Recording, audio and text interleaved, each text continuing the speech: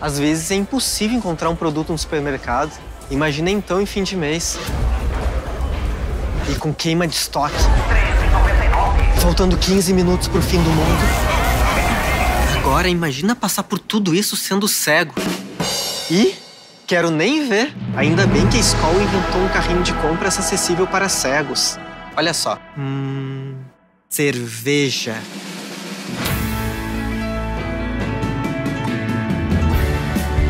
É Skol, hein? Além de tudo, ele entende de cerveja. Carrinho acessível da Skol. Mais um jeito de abrir a roda da inclusão. Beba com moderação.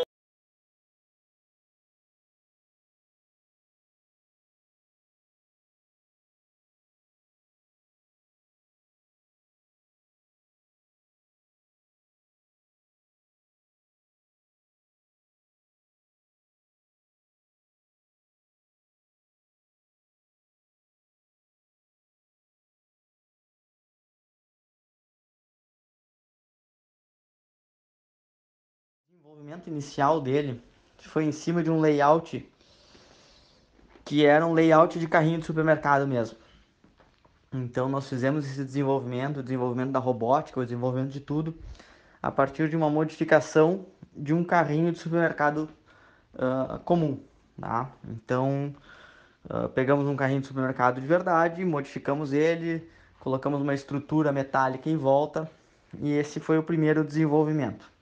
E aí nós chegamos no primeiro problema do projeto, porque ele acabou ficando pesado demais, tá? Os motores não aguentaram o peso por causa da estrutura de ferro que foi colocada em volta, a estrutura metálica em volta dele, tá? Porque até não estava previsto colocar essa estrutura metálica em volta, mas a gente, em conversas com a agência, a gente concluiu que ele ficaria mais bonito se a gente fechasse ele. Então até não era, isso não era parte do escopo inicial, mas a gente acabou aceitando e concordando que poderíamos fazer assim.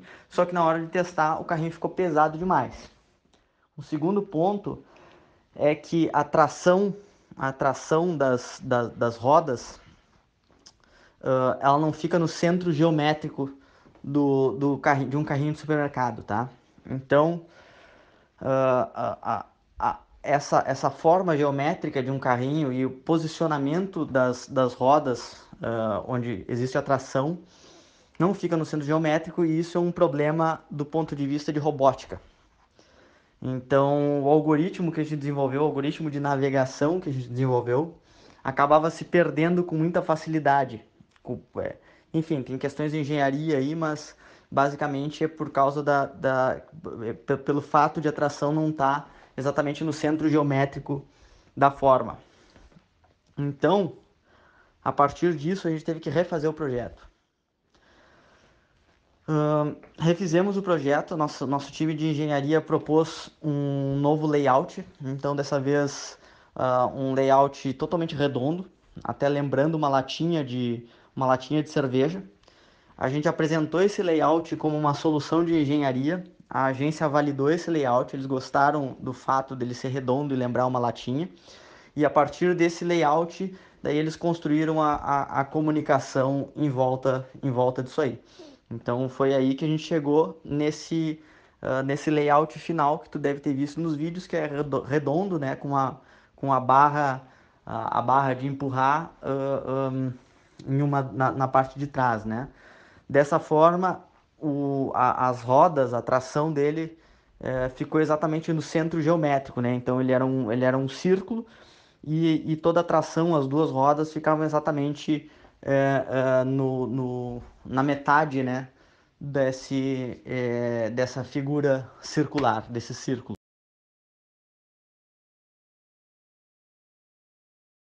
Foi muito bacana trabalhar com a Paim desde o começo do projeto. Eles entenderam que esse era um projeto de altíssima complexidade, né? Um projeto de engenharia completo mesmo, envolvendo quase todas as áreas aí do conhecimento técnico, né? Mecânica, eletrônica, programação, até logística, comunicação de equipe, enfim, tudo. Então, um projeto muito amplo. E é até como eu costumava explicar para eles, né? Do ponto de vista de desenvolvimento, desenvolvimento técnico, esse é um projeto que ele partiu do zero. A gente teve que fazer uma pesquisa e desenvolvimento sobre ele. Então, é um projeto, de certa forma, mais complexo do que construir um prédio. Existiam muitas incertezas ao longo do caminho e a própria implementação dele no supermercado fez parte do desenvolvimento de engenharia, pegando feedbacks para eventuais melhorias, enfim. Toda a equipe da Paim compreendeu isso aí muito bem. Eles têm uma facilidade para compreender essas questões técnicas, eles têm uma visão bem diferenciada nesse sentido aí. E foi um trabalho muito bacana, todo mundo se envolveu e de certa forma a gente nem se sentia como fornecedores do lado deles, a gente se sentia como parceiros mesmo para botar esse projeto no ar. Então foi bem bacana, é uma agência fantástica com pessoas fantásticas, os melhores profissionais que eu já conheci e já circulei por várias agências e a Paim tá no topo do que eu considero profissionais de qualidade mesmo.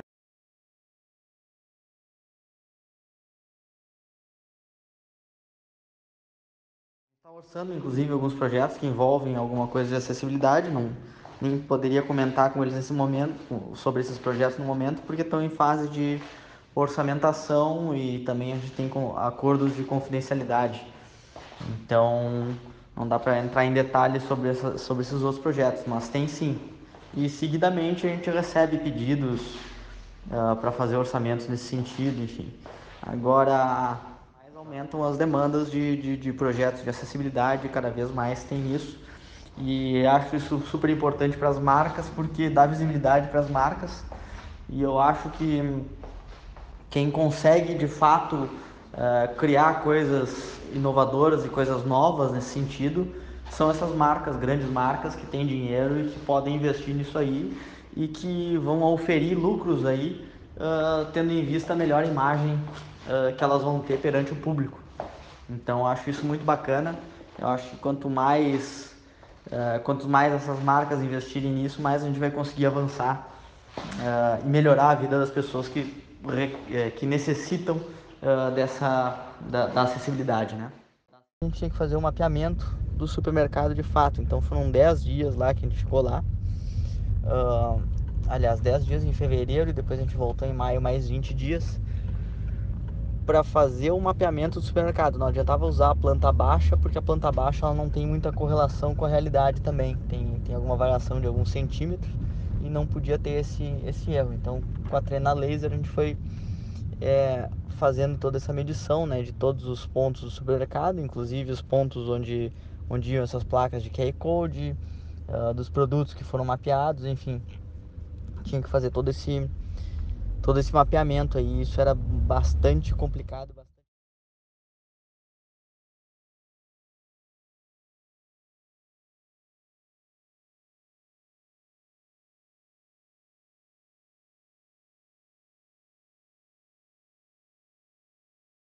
Foi algo bem diferente. Quando me disseram que tinha um carrinho que fazia compras pra mim, eu não acreditei.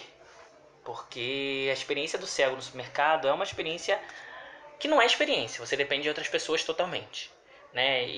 Então eu fui testar, foi algo que foi muito importante pra mim, porque foi um reconhecimento profissional ao meu trabalho, porque eu fui testar, me chamaram para testar com um trabalho pelo meu canal, pela minha atuação, e também como pessoa com deficiência poder participar diretamente de uma experiência que, claro, está dando seus primeiros passos, mas que se ela for levada à frente pode mudar a forma como as pessoas com deficiência consomem.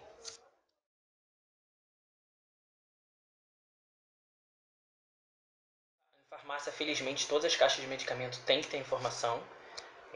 Então, pelo menos você sabe o medicamento que você está usando. Isso pode ser uma coisa de vida ou morte, então isso é fundamental. Supermercado, muito poucos produtos. Eu já vi em alguns tipos em algumas marcas de café, alguns produtos congelados, mas em geral não tem.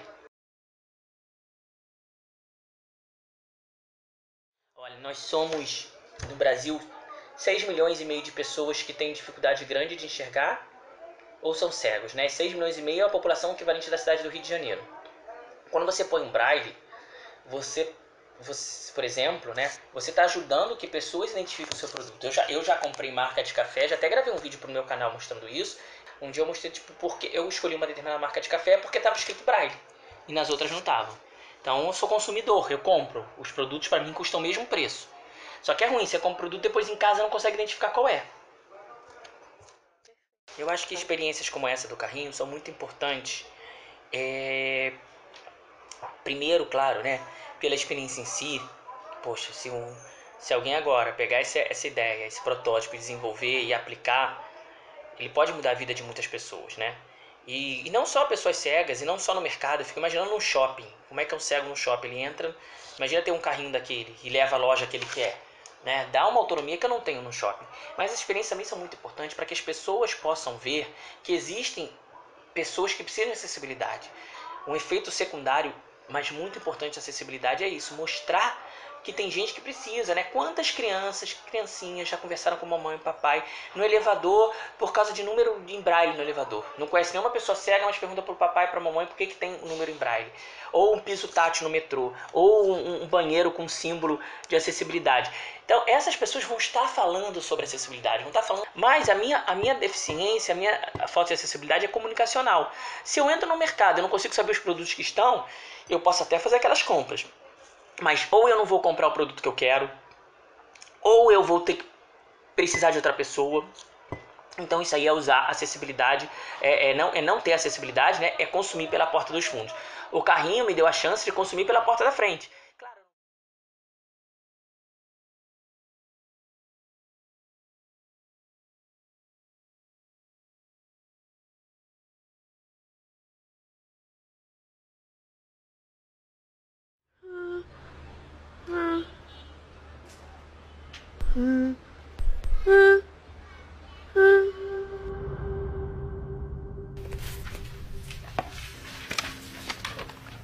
Dear Miss Shelley, you said Dia wants to talk to me.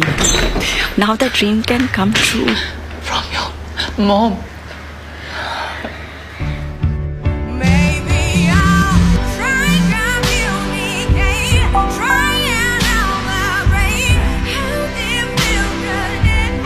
Mom, I miss you. Dia, I love you.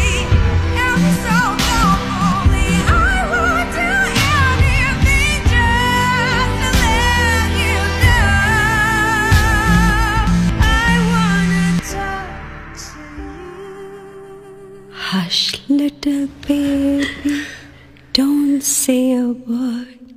Mama's gonna show you the whole wide world.